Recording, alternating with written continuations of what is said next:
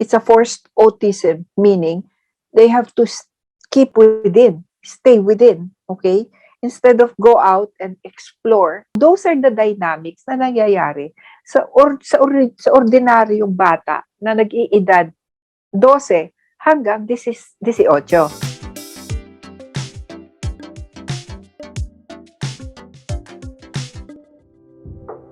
Iba-iba talaga ang dulot ng pandemya sa tao. Iba sa kababaihan, iba sa mga kalalakihan. Pero kumustahin nga natin ang ating mga kabataan, ang mga bata, hindi lamang sa Pilipinas, kundi maging sa iba't ibang panig ng mundo. Nagbabalik ang ating psychotherapist, Dr. Alice Labaw, mula pa sa Canada. Una nating i-address, 2 taon na hindi nakaka-experience ng pagmarcha sa graduation. Ay, oo. Susan, alam mo naman kung gaano ka-importante sa buhay natin yung graduation.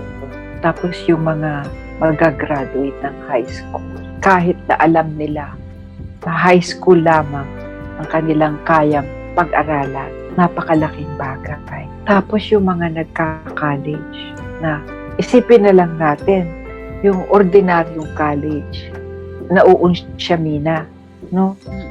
Ano pa kaya yung mga medicine, yung ang tagal-tagal nilang nag-aral.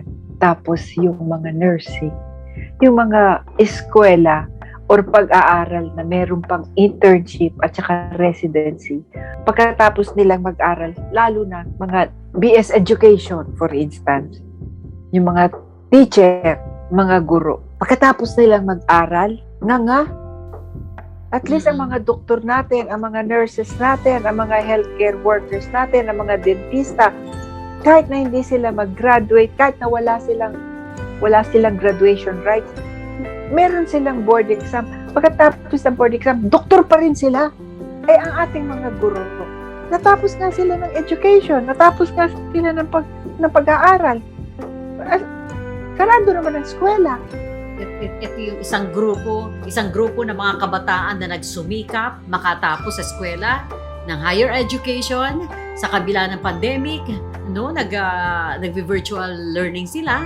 Pagkatapos yun na nga, yung pinakahihintay-hintay na graduation day ay dun lamang sa loob ng tahanan na nasa camera lamang siya. Mabuti nga merong mga eskwela na kahit na papano pinagdudulutan nila ng panahon ang isagawa ng maganda ang graduation. Kasi meron akong na-attendan na maganda pa rin yung graduation kahit na online. Ako bilang magulang na nakaranas ng graduation, na kahit na paano meron pa rin akong sense of fulfillment na na-attendan ko yung graduation na yon, ano. Parang nasasadlak din ako ng lungkot ba na kawawa naman sila kasi instead na maramdaman nila yung sense of accomplishment. Kasi kahit anong sabihin mo, meron pa ring sense of accomplishment yung tutugtog yung AIDA na dan, you know, yung, tapos nagmamarcha ka na dahan-dahan, you know, nakatoga, alam mo yun, napakalaking bagay, no? Yun, isang grupo yan. Pero, yung high school, I believe the high school is the one that is most affected.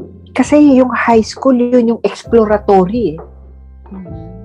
Nandun yung exploratory age ng mga bata na mahirap gawin sa loob ng bahay. Para makakapag-individuate yung isang tao na nandun lang siya sa kuweba, nandun lang siya sa sarili niyang bakuran. Ang masaklap doon, yung bata, hindi niya alam yung nangyayari sa kanya. Hindi niya alam kung bakit siya nababagot, kung bakit siya sumusungit. Ang nangyayari, nagkakaroon ng forced autism, which is really sad kasi it's a forced autism, meaning they have to keep within, stay within, okay? Instead of go out and explore, no? Katulad ng mga bata, di ba yun yung mga high school, nandyan yung naglalakwatsa, nandyan yung nag-i-skip ng classes. Hindi naman sa gino-glorify ko yun, ano? Pero those are the dynamics na nangyayari sa ordinaryong bata na nag-iedad 12 hanggang 18. That is the time na nag-i-explore sila to learn about themselves, to know about themselves. Pero how can you know of yourself if you have, kung wala kang mapapaghambingan? Yung hindi nila naiintindihan kung paano haharap sa kinabukasan yung mga anak nilang yan. Dahil ang kinabukasan belongs to them.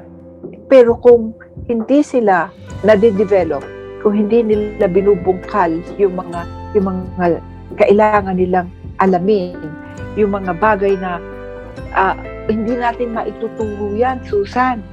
Yan ang dapat nating tanggapin. Marami tayong bagay na hindi maaaring maituro sa ating mga anak, na ang makakapagturo lang ay ang buhay pagpunta ng eskwela, kung paano matutong sumakay, paano matutong makitungo sa tao. Diyan yung edad na yan. Yan yung edad na yan. Tsaka Dok, hindi na nila mababalikan itong lumipas, hindi ba? Itong lumipas na 1 taon, 2 taon, nag-i-edad din sila, iba na. Ang bagay, Tama, Susan, ano? napakalaking bagay. Napakasakit isipin. Tayo, nag-iisip tayo, no? Para sa kanila. Ang masaklap, sila, hindi nila alam yan. Lito pati sila at sila yung dumadanas ng matinding mga depression, anxiety na yan, Hindi stress. nila alam yan. Diba, hindi nila alam. Hindi Oo. nila alam yan. Oo. Because it has never been felt before. So, dapat tayo pong pala na mga nakakaalam ang mangunguna na natulungan ng mga batang ito. At paano? Pangungunahan natin. Kaya yung creativity talaga nasa sa atin eh. Nasa sa atin ang leadership eh. Ay naku, ang hirap talaga ng buhay ng magulang ngayon. Kasi sila yung kailangang mag-create ng senaryo para yung mga mind, mga pag-iisip ng kanilang mga anak ay ma-develop.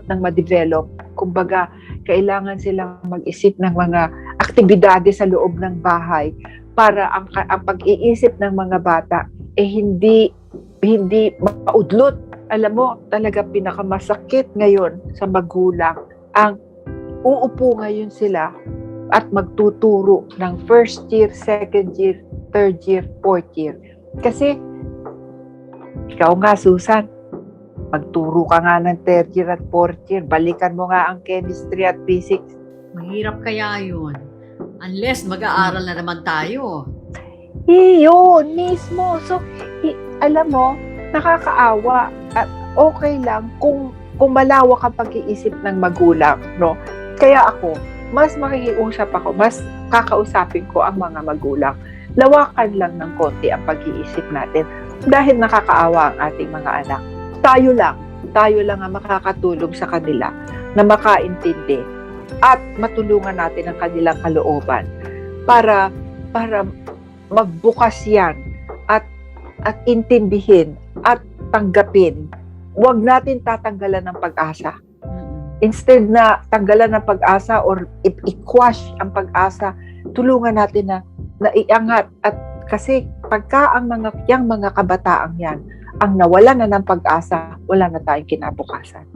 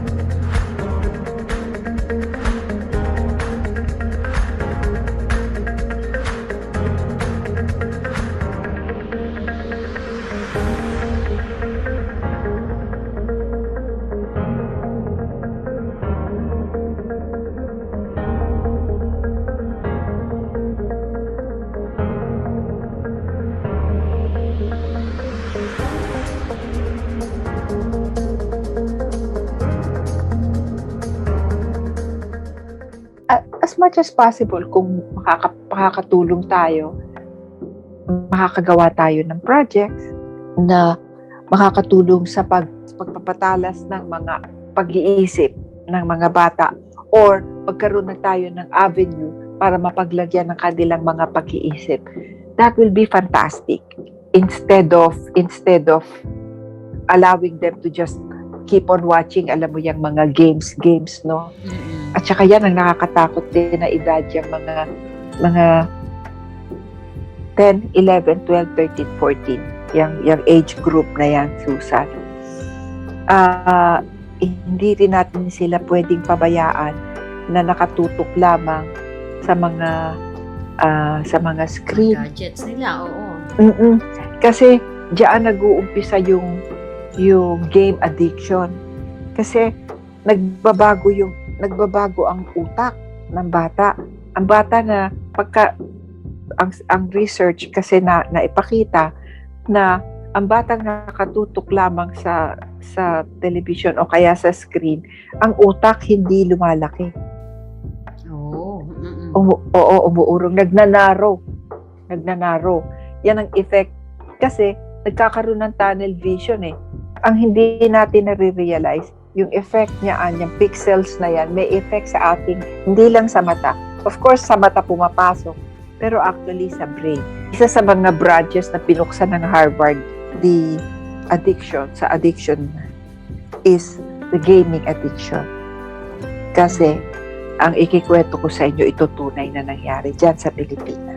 So, itong nakakatanda, nagge-gaming. Lumapit ngayon ang kapatid na bata. Bata eh. Okay. Pandemic. Di syempre, walang school.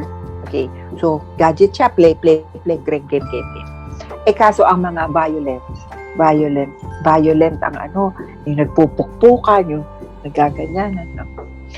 Tapos, nung kinuha nung kapatid niya ngayon, bata. Kinuha nung kapatid niya ngayon yung kanyang screen. Kasi screen, maliit lang. So, nakuha nung bata. Alam mo, Susan, hinampas niya ng martilyo yung kapatid niyang bata. Grabe, bakit? Kasi, dun sa game niya, di ba yung mga superheroes nagpupukpukan ng mga martilyo. Ginaya niya. Bata rin naman ito. So, hindi niya naisip na makakamatay yun. So, he meant no harm.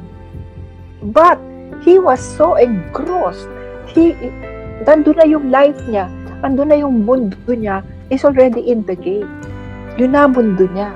Nag-take over na sa kanya. So, yan. That's one area of youth na totally affected by the pandemic, because that is all we can give them. Kasi hindi naman lahat ng bahay may hardin. Hindi lahat ng bahay may bakuran para takbuhan. Hindi lahat ng bahay merong lugar para paglaruan. Screen lang ang magiging focus. So, iyan ang malungkot na tinatanong natin, ano ang mga epekto nito sa ating mga kabataan. So malaki yung challenge niya, Doctor, sa mga magulang, sa mga kasama sa bahay. Halimbawa, yung mga anak na mga OFW, wala yung kanilang mga magulang. Lalo kung dalawa pa yung mag-asawang umaalis, di po ba? Correct. Challenge talagang malaki na may Correct. mga kabataan, may mga bata sa kanilang mga tahanan. Kanina napag-usapan, ilang beses daw akong nagbasa para sa aking mga apo pag iniiwanan sa akin. Aba, sumagot ang dalawang mahadero. Pagka daw ako kasama, naka-screen lang daw sila. Sinumbong pa ako. Pero kasi napakadaling ilagay na lang sa screen, or sige, panoorin na lang ng TV yan. Napakadali eh. So in general, dito po sa huli natin pag-uusap, papaano matutulungan, at syempre, yung mga kabataan, pwede rin i-address po ninyo ano yung gusto nyong sabihin sa kanila ngayon na lahat tayo ay may pinagdadaanan, ika nga, ngayong panahon ng pandemya. Alam mo, ang maa-address ko talaga lang ang mga magulang talaga eh. Kasi sila talaga yung nasa sa kanila yung burden kung paano iintindihin ang mga kabataan. Kasi talagang nasa sa atin ang pagdadala ng bahay, ng ating pamilya. Nasa sa atin ang pag-guide kung saan makakapagpa-develop sa ating mga anak. Katungkulan natin na ma-develop ang ating mga anak para sila ay maging matuwid at maayos na pakipakinabang na mamamayan. Di ba yan yung ating yan yung ating pledge, di ba? Kung maaari sana ay maintindihan natin na ang edad ng 12 hanggang 18 years old, yung edad na yan, nag-i-explore yan ng sarili. Kung maaari nating bigyan ng tulong para magkaroon sila ng kagamitan or kaalaman tungkol sa sarili. Diyan madi-develop yung paggamit ng pananalita. Pati yung mga kabataan ngayon, marami sa atin na ay, sisigaw na lang. No? No, it's not pala proper. This is the time pala na pwede nating sabihin na bigay mo sa akin yan. Kailangan ko ito. Mag-express tayo. Turuan natin sila na mag-express, magsalita, mag-open. Huwag nating, ay, mali yung sinasabi mo. Ay, hindi pwede yan. Ay, huwag ka sasagot. Magulang ako. No. Allow them to speak. Kasi wala silang kakausaping iba. Turuan natin silang managinip pa. Turuan natin silang magkaroon ng magandang tanawin sa buhay na hindi dito lamang titingin. And then that will allow them to explore the world. Kasi wala eh. Instead of going in and folding up, let's go out and explore, di ba? And grow. Allow our kids to grow. Maraming salamat, Dr. Labaw, sa very timely po na mga topics natin. At syempre, yung mga payo po ninyo, hindi na nga para sa ating mga kabataan, kundi para sa ating mga magulang, sa mga nakatatanda, sa ating mga adulto. Thank you very much po. Diba? Si Dr. Alice Labaw, mga kaibigan, mula pa sa Canada, ang ating psychotherapist. Ito na nga ang panahon na higit lalo pa magtulungan po tayo dahil sa dinaranas na pandemya, lahat tayo may pinagdaraanan. Mahigit 24 na taon nang naglilingkod sa ating mga OFW at kanilang mga kamag-anak saan man sa mundo.